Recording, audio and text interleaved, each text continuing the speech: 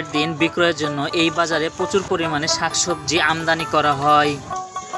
এ বাজারে সপ্তাহে 2 বার হাট বসে, মঙ্গলবার ও শনিবার।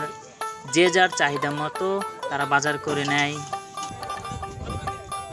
শুরুতেই আপনাদের জানিয়ে রাখি, আপনারা যে বাজারটি দেখছেন এটি কুষ্টিয়া জেলার দৌলতপুর থানার চিলমারি ইউনিয়নের বাংলা বাজার এলাকার স্থানীয় বাজার।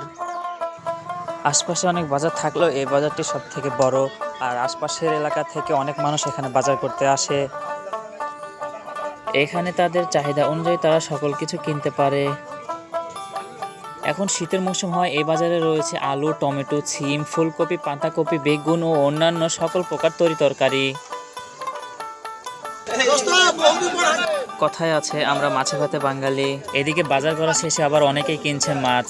আর হাটের মধ্যে অনেক ধরনের মাছ উঠেছে, যেমন ইলিশ মাছ, রুই মাছ, কাতলা মাছ ছাড়াও অনেক প্রকারের মাছ রয়েছে এই বাজারে।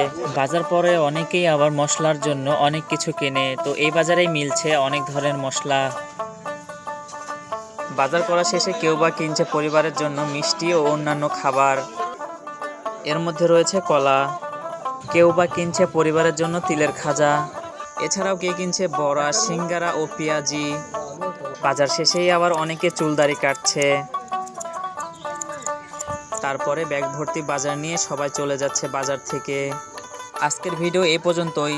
কুষ্টিয়া জেলার দৌলতপুর থানার চিলমারি ইউনিয়নের বাংলা বাজার এলাকার এই হাটটা কার কেমন লেগেছে তা জানাবেন।